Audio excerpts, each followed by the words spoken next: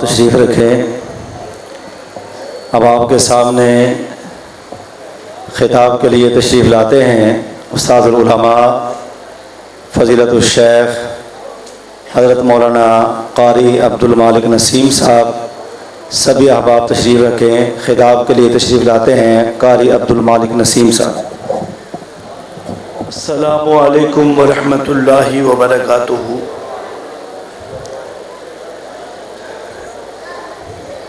الحمد للہ نحمده ونستعینه ونستغفره ونعوذ باللہ من شرور انفسنا ومن سیئات اعمالنا من يهده الله فلا مضل له ومن يضلل فلا هادي له أشهد أن لا إله إلا الله وأشهد أن محمدا عبده ورسوله صلى الله عليه وآله وسلم. أما بعد فأعوذ بالله السميع العليم من الشيطان الرجيم من همزه ونفخه ونفثه. بسم اللہ الرحمن الرحیم. الذین یستمعون القول فیتبعون احسنہ اولئک الذین ھداھم اللہ واولئک ھم الالباب.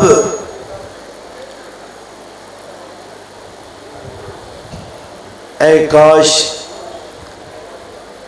یہاں بھی ہو جائے نور کی بارش، اے کاش یہاں بھی ہو جائے نور کی بارش.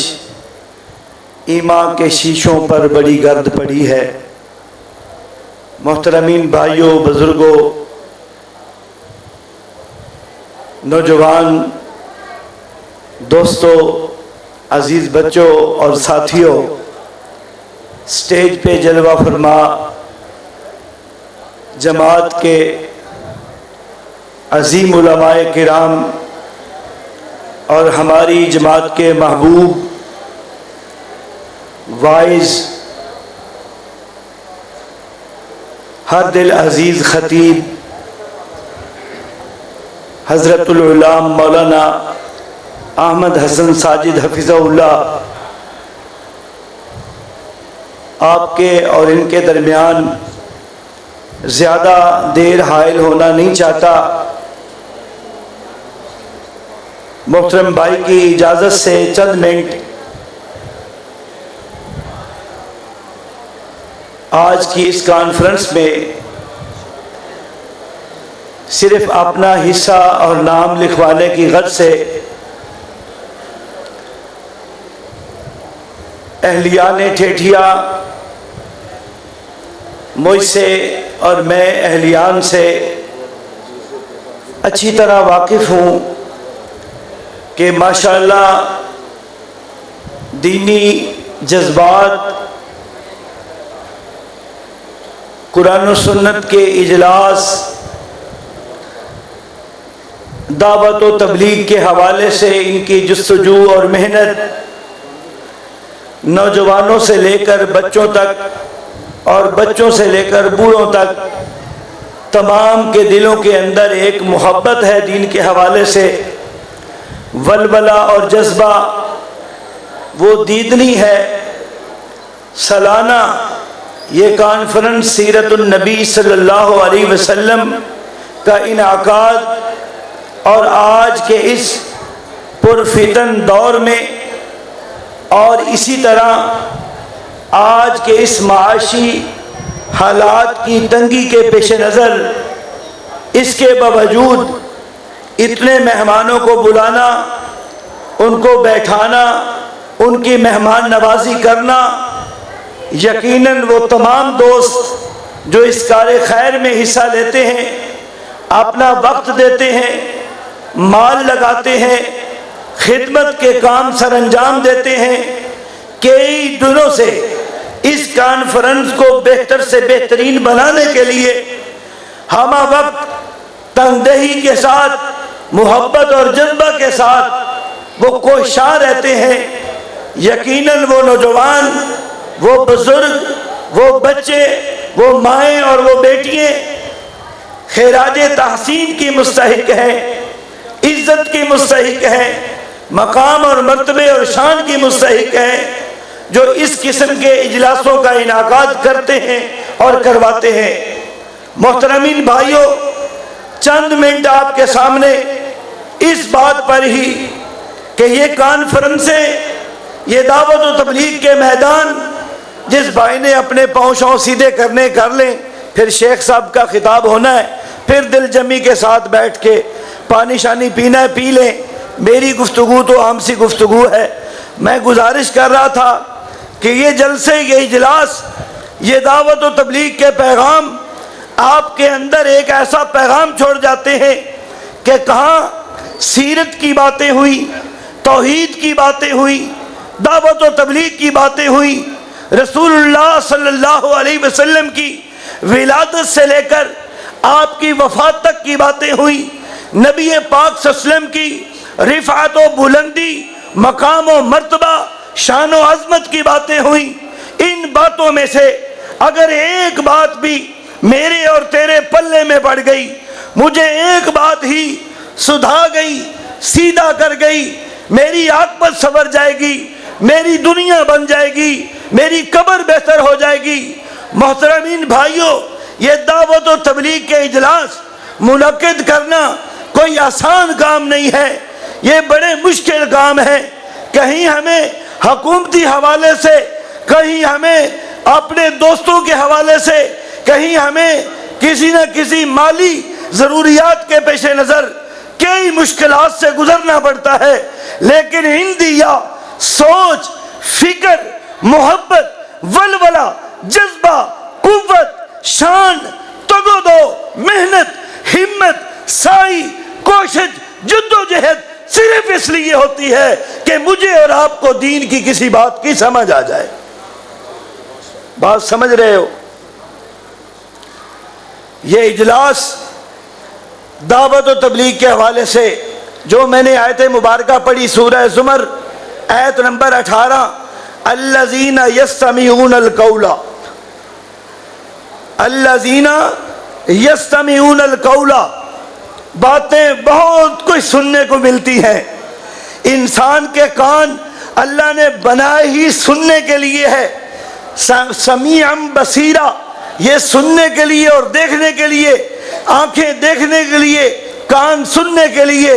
سننے میں مجھے گالیاں بھی سننے کو ملتی ہیں، سننے میں مجھے قرآن اور حدیث کی باتیں بھی سننے میں ملتی ہیں، سننے میں ہمیں جناب بند و نصیحہ کی باتیں بھی سننے کو ملتی ہیں۔ لیکن اللہ سبحانہ و تعالی نے اس آیت میں فرمایا یتبعون احسنہ، جو بندہ سننے کے بعد سنی ہوئی بات، اچھی بات کی پیروی کرتا ہے، اچھی بات کو قبول کرتا ہے، اچھی بات کو پلے باندھتا ہے، اپنے دل و دماغ کے اندر اتارتا ہے، اپنے برتن کے اندر ڈال لیتا ہے، اس کو حفظ کر لیتا ہے۔ نبی پاک صلی اللہ علیہ وسلم نے بھی اس کی شان بیان فرمائی، نظر اللہ سمع مقالتی، اس بندے کے چہرے کو اللہ رب العزت تر و تازہ رکھے، اس کو خوشنما رکھے، اس کے اندر حرارت رکھے، اس کے اندر پیار اور محبت رکھے۔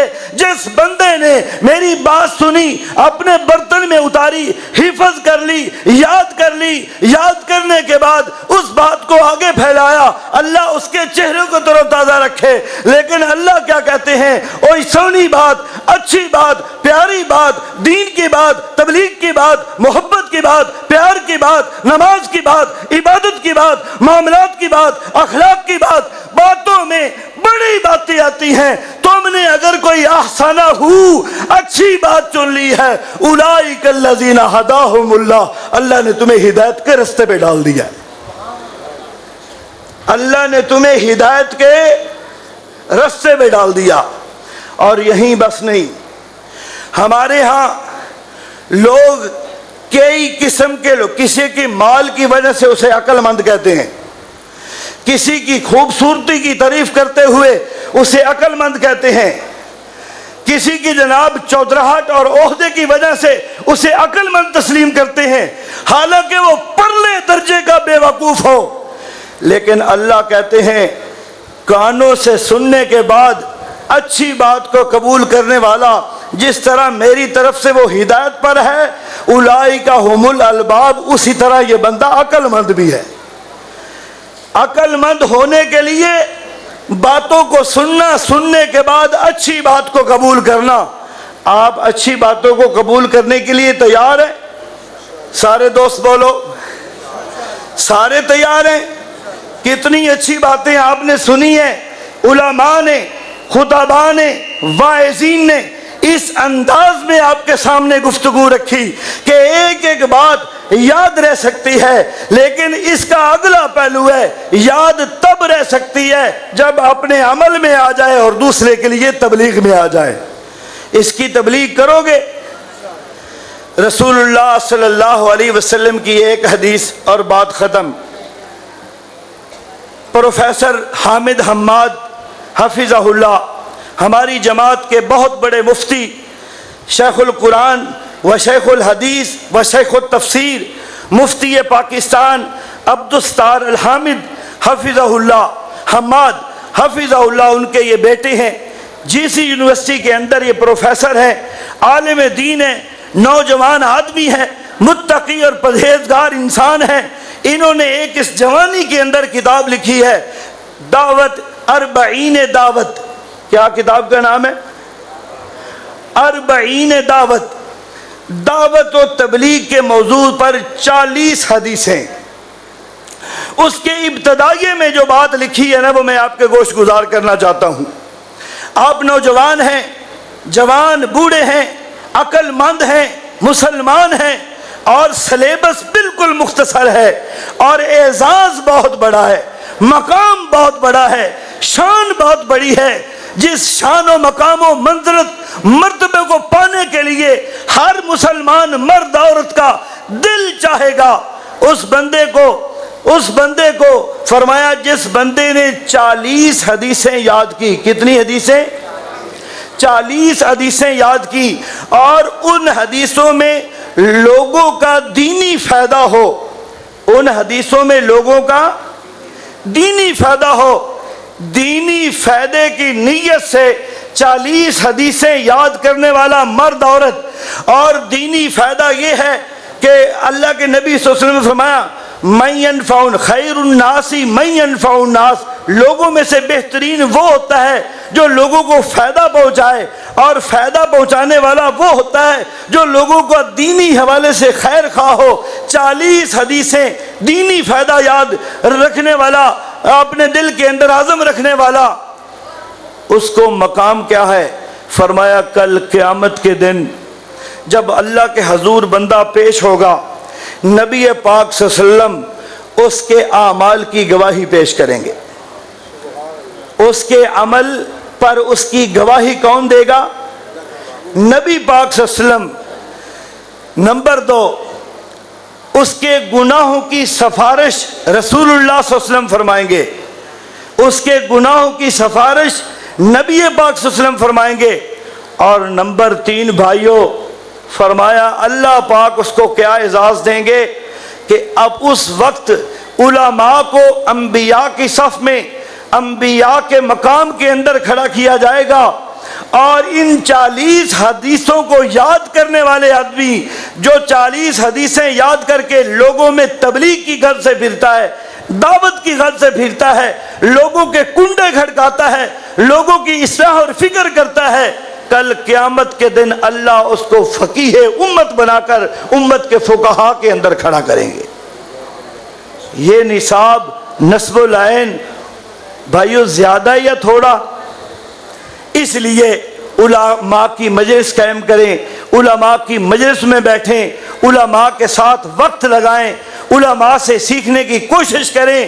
یہ دین حیات اور موت پہ ختم نہیں ہو جاتا، اس دین و قرآن و سنت نے، اس تبلیغ نے قیامت تک کی دیواروں پر جانا ہے، اور ختم نبوت کا مقصد ہی یہ ہے کہ نبی محمد صلی اللہ علیہ وسلم کی امت کا فرد مرد تاجر، عامل، عالم، مدرس، شاگرد، انجینئر، ڈاکٹر، یہ سارے کام دعوت و تبلیغ کے اندر لگ جائیں۔ امت کے لیے یہ بہت ضروری ہے۔ اللہ مجھے اور آپ کو ان باتوں پر عمل کی توفیق فرمائے۔ جزاک اللہ خیر۔ یہ تھے مولانا قاری عبد المالک صاحب حافظہ اللہ تعالی، بچوں کی تربیت کے حوالے سے